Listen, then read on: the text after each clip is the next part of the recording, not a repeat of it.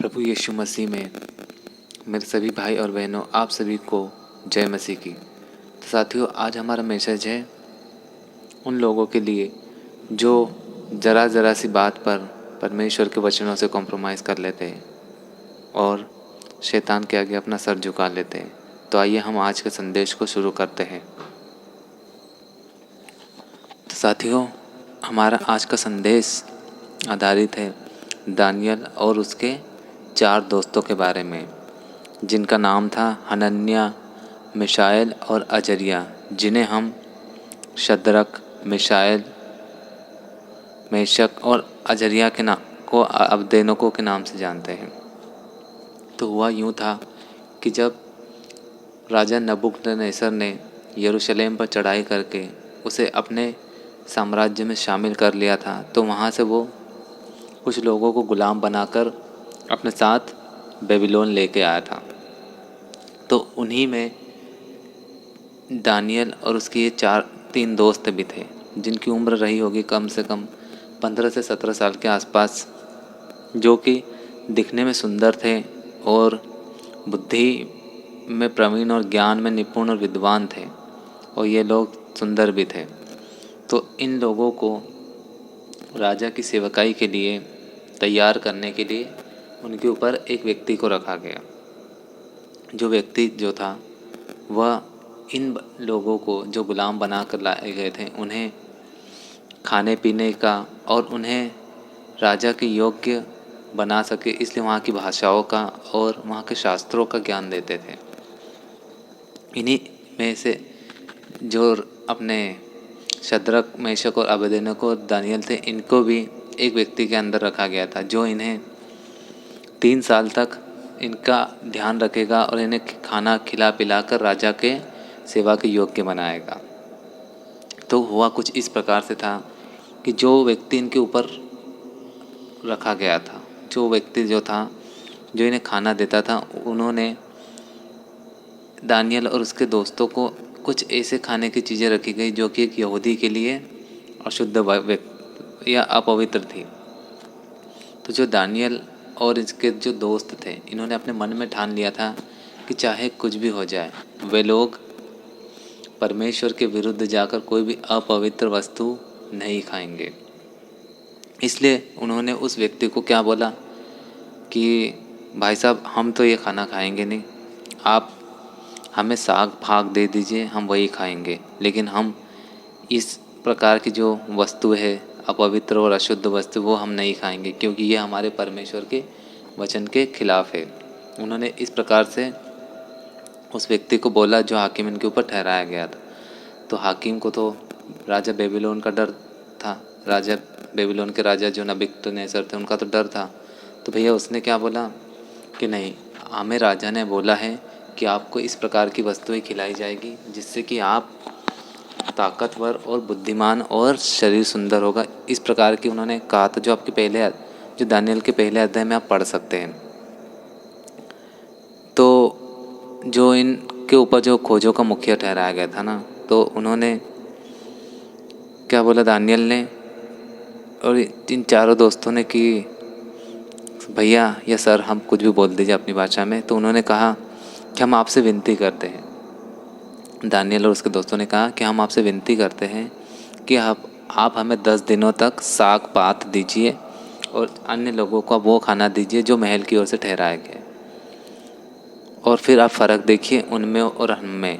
अगर हम लोग उनसे बेहतर पाए जाते हैं तो हमें साग पात ही दीजिए, और अगर हम लोग उनसे कम आके गाएँ तो आप हमें जो खाना देंगे हम खा लेंगे। इस प्रकार की उनके बीच में बात हुई। तो भैया जो था, हाँ, 8-10 दिन के बाद जब उन्होंने आए तो उस खोजे के मुखिया ने क्या देखा कि जो दानियल और उसके दोस्त थे, वो अन्य जो लोग लाए गए थे या युवा साथी जो थे उसके साथ में, उनसे बहुत अधिक अच्छे और चिकने दिखाई दे रहे थे। जो कि राजा के ठहराए भोजन जिन्होंने खाया था, वो इनसे कम दिख रहे थे। तो खोजों को मुखिया ने कहा, ठीक है, आप लोग साग पात ही खाइएगा, आपको महल का खाना खाने की आवश्यकता नहीं, आपको जैसा खाना आपके हिसाब से उचित लगता है उस प्रकार से खाना खाइएगा। तो पहली बार तो ये, तो इससे पोर्शन में हमें क्या सीख मिलती है कि साथियों, दानियल और उसके जो तीनों दोस्त थे, उन्होंने परमेश्वर के एक छोटी सी बात में भी उन्होंने कोई कॉम्प्रोमाइज़ नहीं किया। खाने पीने के लिए भी उन्होंने परमेश्वर की आज्ञाओं का उल्लंघन नहीं किया। अगर आज की मॉडर्न क्रिश्चियनिटी के लोग होते उस समय, तो क्या करते?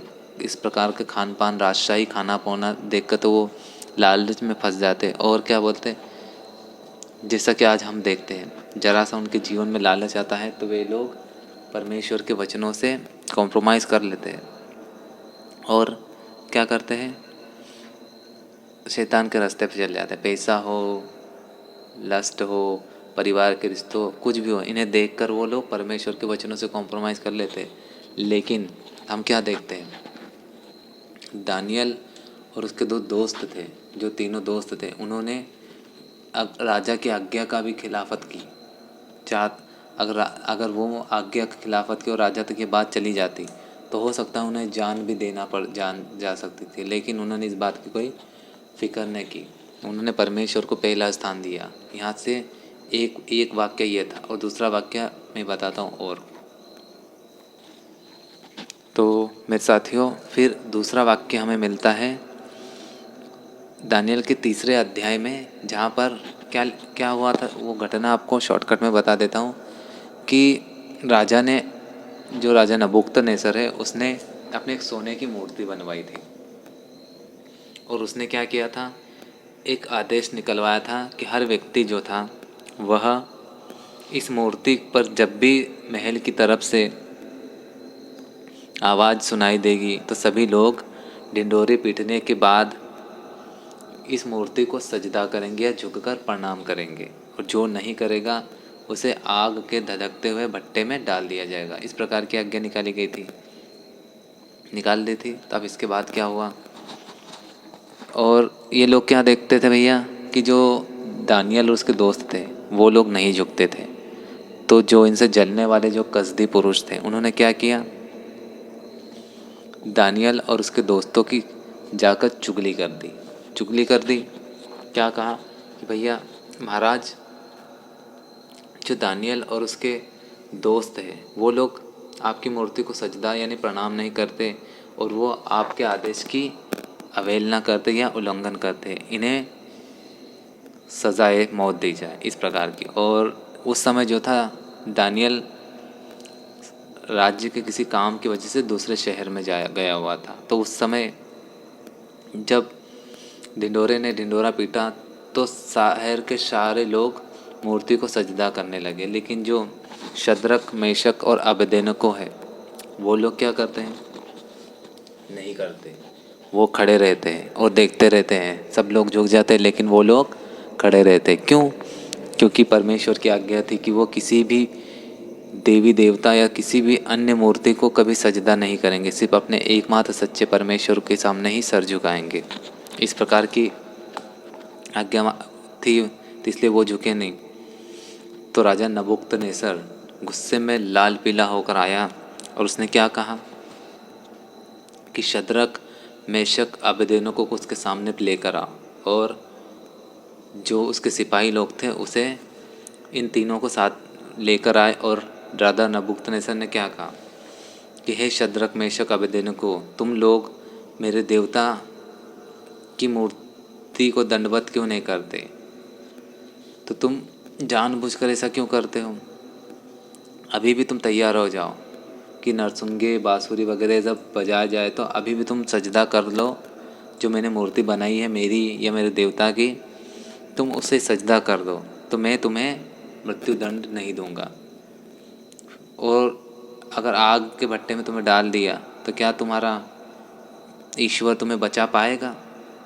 ये मेरे हाथों से बचा पाएगा? तो फिर इनके बीच में जब वार्तालाप हुई तो शद्रक, मेशक और अबेदनगो ने जो था, उन्होंने क्या नबूकदनेस्सर को क्या बोला कि देखिए क्या लिखा है यहाँ पे तीसरे अध्याय के 16वें वचन में कि हे नबूकदनेस्सर, इस विषय में तुझे उत्तर देने का हमें कुछ प्रयोजन नहीं पता चलता। ठीक है, हमारा परमेश्वर जिसकी हम उपासना करते हैं, वह हमको उस धधकते हुए आग के भट्टे से भी बचाने की शक्ति रखता है। वरन हे राजा, वह हमें तेरे हाथ से भी छुड़ा सकता है। परंतु यदि नहीं तो हे राजा, तुझे मालूम हो कि हम लोग तेरे देवता की उपासना नहीं करेंगे और ना ही तेरी खड़ी की गई हुई सोने की मूर्ति को दंडवत करेंगे। तो साथियों, इस जो पोर्शन है, इसमें स्पष्ट हो जाता है कि जो शद्रक, मेशक और अबेदनगो है, उन्होंने परमेश्वर की आज्ञा का उल्लंघन नहीं किया। यहाँ तक कि वो बेबीलोन के महाराजा के सामने खड़े थे, मौत उनके सामने खड़ी थी, लेकिन फिर भी उन्होंने टस से मस नहीं हुए, अपने परमेश्वर की आज्ञाओं का उल्लंघन नहीं किया और परमेश्वर के खातिर वो मरने तक को तैयार हो गए। और राजा को क्या बोलने लगे कि हम तो तेरे सामने नहीं झुकेंगे, तुझे जो करना है वो कर ले, हमारा परमेश्वर हमें बचा भी लेगा, और अगर नहीं भी बचा पाया तो भी हमें कोई गम नहीं होगा, हम परमेश्वर के नाम के लिए मर जाएंगे, लेकिन तेरी मूर्ति को और तेरे सामने दंडवत नहीं करेंगे। इस प्रकार का उन्होंने परमेश्वर के लिए स्टैंड लिया। लेकिन मेरे साथियों, आज के टाइम में हम क्या देखते हैं? आज के लोग कभी उस मंदिर में जाते हैं, कभी इस चर्च में जाते हैं, कभी उस दरगाह में जाते हैं, कभी उस बाबा के पास, कभी उस पास्टर के पास, यहाँ वहाँ घूमते फिरते रहते हैं। और ये मसीह लोगों की बात कर रहा हूँ मैं, दूसरे धर्म के लोगों की बात नहीं करना। अगर इस पास्टर के पास उसका भला नहीं हुआ तो वो पास्टर, वो नहीं तो वो टेकड़ी वाले बाबा, वो पंजाब वाले बाबा, XYZ चलता रहता है। और पास्टरों को भी इन्होंने परमेश्वर का दर्जा दे के रखा है, और इनके जीवन में भी कोई मुसीबत आती है और परमेश्वर अगर इनकी परीक्षा लेता है तो परीक्षा से हार कर दूसरे देवी देवताओं के सामने चले जाते हैं। ऐसा हम देखने को मिलता है। कहाँ है इनके लिए परमेश्वर के प्रेम, आज्ञा पालन? कहीं नहीं दिखता। ये मूर्तियों के सामने भी झुकते हैं, ये इंसानों के सामने भी झुकते हैं, नौकरी के लिए लोगों के सामने झुक जाते, पैसों के लिए परमेश्वर की आज्ञाओं को तोड़ देते। इस प्रकार के हम देखते हैं। कहाँ मिलते हैं आज के ज़माने में शद्रक, मेशक और अबेदनगो के देख जैसे वीर योद्धा, जो परमेश्वर के राज्य के लिए आग के भट्टे में भी जाने को तैयार हो गए? कहीं नहीं मिलेगा आजकल मेरे साथियों। और जब इस घटना के बाद जब हम देखते हैं आगे, जब इस आगे के वचनों में, तो शद्रक, मेशक और अबेदनगो को आग के भट्टे में डाल दिया गया। और आग के भट्टे में जब उन्हें डाला गया तो उनके हाथ पांव में जो रस्सियाँ बंधी थी वो जलकर खाक हो गए, लेकिन उनके सर का एक बाल भी आग में नहीं जल सका। क्यों? क्योंकि परमेश्वर उनके साथ था। मेरे साथियों, परमेश्वर ने उसे बचाया।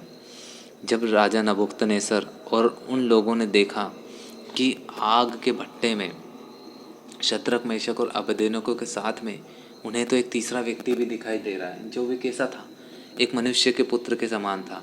तो इसे देखकर सबकी आंखें भौचक्की रह गई। और जो राजा नबूकदनेस्सर है, उन्होंने इन तीनों बच्चों को बाहर निकाला और उससे पूछा, पहले उसने अपने सिपाहियों से क्या पूछा कि सिपाहियों देखो, अंदर तो हमने 3 ही लोग डाले थे, तो अंदर हमें 4 लोग क्यों दिखाई दे रहे? ये चौथा पुरुष कौन है? बाद में उन्हें रियलाइज़ हुआ कि ये जो व्यक्ति था वो तो इज़राइल का परमेश्वर था, जो कि इस पुरुष के समान उन्हें दिखाई दे रहा था, और वो शद्रक, मेशक और अबेदनगो की रक्षा कर रहा था। और जब आगे की घटना में हम देखते हैं तो राजा नबूकदनेस्सर ने इन सभी को निकाल कर आग से बाहर निकाला, और उन लोगों को जिन्होंने इनकी चुगली करके इन्हें इसमें आग में डालने का आदेश दिया था, उन्हें आग के भट्टे में डाल दिया। अब वो लोग जलकर खाक हो गए। और मेरे साथियों, आपको जानकर आश्चर्य होगा कि राजा नबूकदनेस्सर ने इन्हीं शद्रक, मेशक और अबेदनगो को बहुत उपहार दिए, और उन्होंने कहा कि परम प्रधान परमेश्वर जो आपका परमेश्वर है, शद्रक, अबेदनगो और मेशक, आपका परमेश्वर ही सच्चा है। और राजा नबूकदनेस्सर ने भी हमारे परमेश्वर यहोवा परमेश्वर की आराधना और स्तुतिगान किया। तो साथियों, ये होता है परमेश्वर पर अटूट विश्वास रखना, भरोसा रखना। अगर हम हमारे परमेश्वर के नाम के कारण अगर मुसीबत में भी फंसेंगे ना, तो हमारा परमेश्वर हमें उन मुसीबतों में से बाहर निकाल लेगा। हमें हमें 1% भी हानि नहीं होने देगा, क्योंकि उसने हमसे वादा किया है वो हमें हर प्रकार की मुसीबतों से बचाएगा। कभी हमारा वो हानि नहीं होने देगा, हर प्रकार की मुसीबतों से बचाएगा। तो मेरे साथियों, परमेश्वर अगर हमें किसी परीक्षा में डालता भी है ना, तो वो परीक्षा भी हमें ऊंचा उठाने के लिए होती है, हमें हानि पहुंचाने के लिए नहीं। उन हानियों में से भी परमेश्वर अपनी महिमा निकाल देता है। इसलिए हमें घबराना नहीं है, डरना नहीं है, आगे बढ़ते रहना है और परमेश्वर के साथ और उस पर विश्वास बनाए रखना है। वो हमें ऊंचा उठाएगा, क्योंकि उसने वादा किया है। तो आज के संदेश को हम यही विराम देते हैं। परमेश्वर आपको इस वचन के द्वारा बहुतायत से आशीष दे। मिलते हैं अगले वीडियो में, तब तक के लिए आपको जय मसीह की। खुश रहिए और परमेश्वर के राज्य और उसके वचनों में बढ़ते रहिए। जय मसीह की।